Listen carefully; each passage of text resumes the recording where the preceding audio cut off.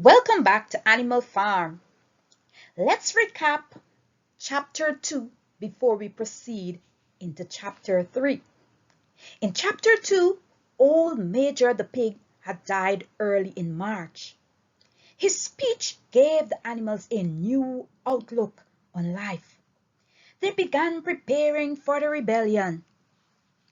Squealer, Napoleon, and Snowball, the most intelligent and dominant pigs on the farm, introduced the term animalism to the animals as they continued attending their secret meeting.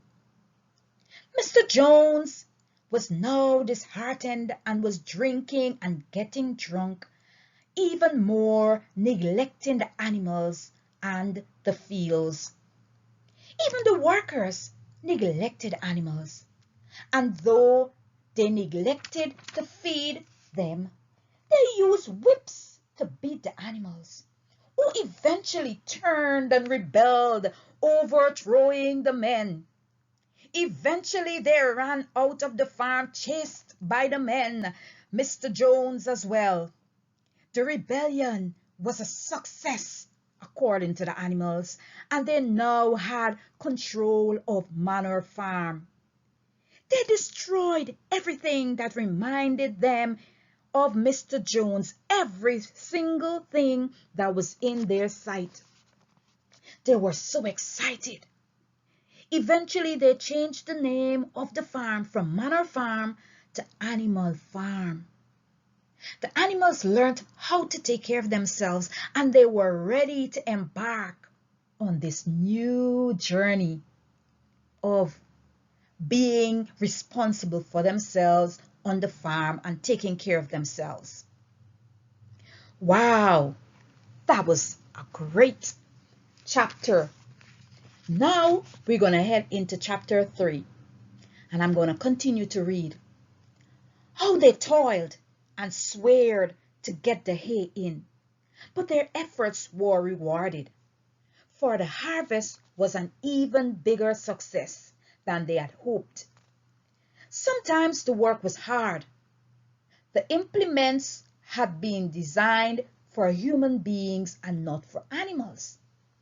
And it was a great drawback that no animal was able to use any tool that involved standing on his hind legs. But the pigs weren't so clever that they could think of a way around every difficulty.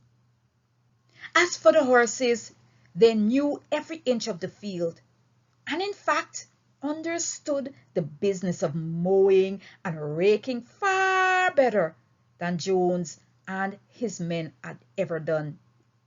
The pigs did not actually work, but directed and supervised the others.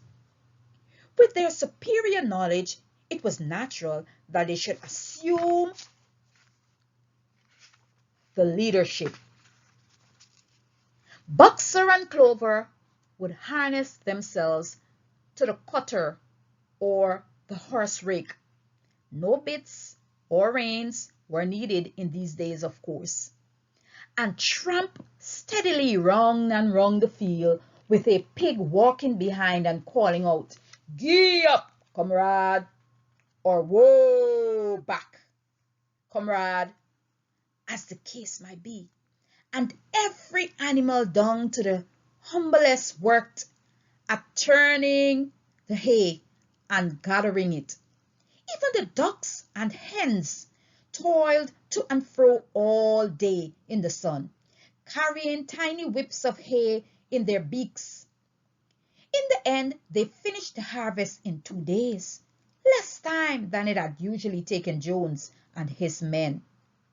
Moreover, it was the biggest harvest that the farm had ever seen. There were no wastage whatever. The hens and ducks, with their sharp eyes, had gathered up the very last stalk. And not an animal on the farm had stolen so much as a mouthful. All through that summer, the work of the farm went like clockwork. The animals were happy as they had never conceived it possible to be. Every mouthful of food was an acute positive pleasure, now that it was truly their own food, produced by themselves and for themselves, not doled out to them by a grudging master. With the worthless, parasitical human beings gone, there was more for everyone to eat. There was more leisure too. Inexperienced though the animals were, they met with many difficulties. For instance, later in the year, when they harvest the corn, they had to tread it out in the ancient style and blow away the chaff with their breath. Since the farm possessed no threshing machine, but the pigs, with their cleverness, and Boxer, with his tremendous muscles, always pulled them through. Boxer was the admiration of everybody.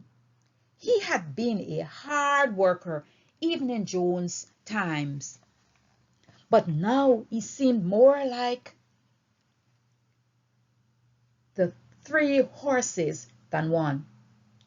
There were days when the entire work of the farm seemed to rest on his mighty shoulders. From morning to night, he was pushing and pulling, always at the spot where the work was hardest. He had made an arrangement with one of the cockerels to call him in the mornings half an hour earlier than anyone else, and would put in some volunteer labor at whatever seemed to be most needed before the regular day's work began. His answer to every problem, every setback was, "I will work harder," which he had adopted as his personal motto. But everyone worked according to his capacity. The hens and ducks, for instance, saved 5 bushels of corn at the harvest by gathering up the stray grains. Nobody stole. Nobody grumbled over his rations. The quarreling and biting and jealousy, which had been normal features of life in the old days, had almost disappeared. Nobody shirked, or almost nobody. Molly, it was true, was not good at getting up in the mornings, and had a way of leaving work early on the ground that there was a stone in her hoof. And the behavior of the cat was somewhat peculiar. It was soon noticed that when there was work to be done, the cat could never be found. She would vanish for hours on end, and then reappear at meal times, or in the evening after work was over, as though nothing had happened.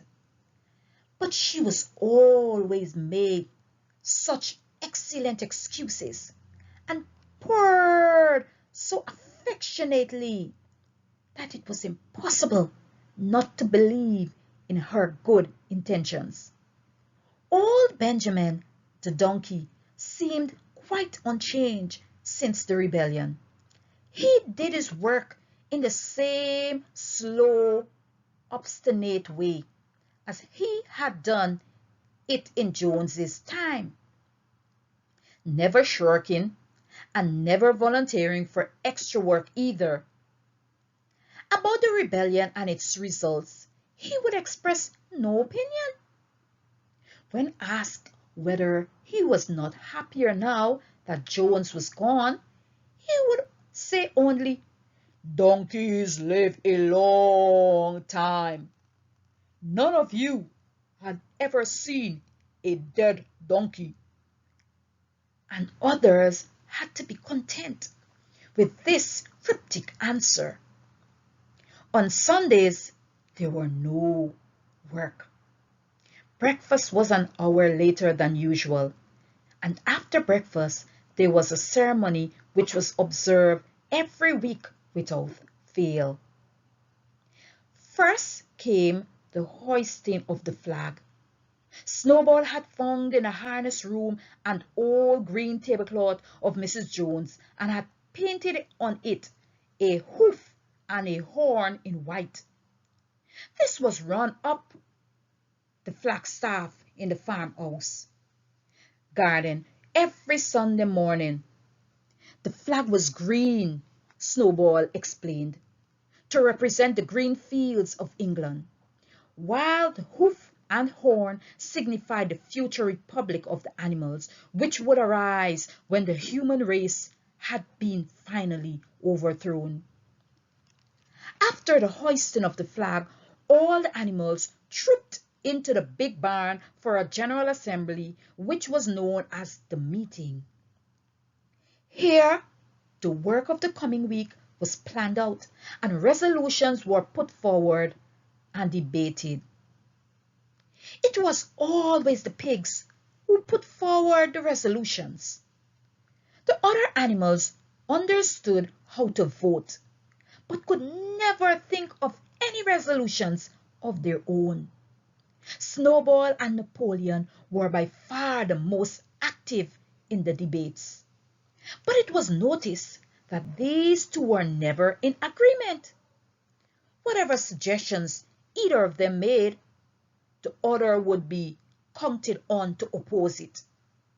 Even when it was resolved, a thing no one could object to in itself, to set aside the small paddock behind the orchard as a home of rest for animals who were past work. There was a stormy debate over the correct retiring age for each class of animal. The meeting always ended with the singing of Beasts of England, and the afternoon was given up to recreation. The pigs had set aside the harness room as a headquarters for themselves. Here in the evening they studied blacksmithing, carpentering, and other necessary arts from books which had brought out of the farmhouse. Snowball also bruised himself with organizing in the other animals into what he called animal committees. He was indefatigable at this. He formed the Egg Production Committee for the hens, the Clean Tails League for the cows, the Wild Comrades Re-Education Committee. The object of this was to tame the rats and rabbits, the whiter wool movement for the sheep, and various others, besides instituting classes in reading and writing. Well, folks, we've come to this part of chapter 3. I will continue in a next posting. Hope you enjoyed. Please remember to click like and subscribe for future postings.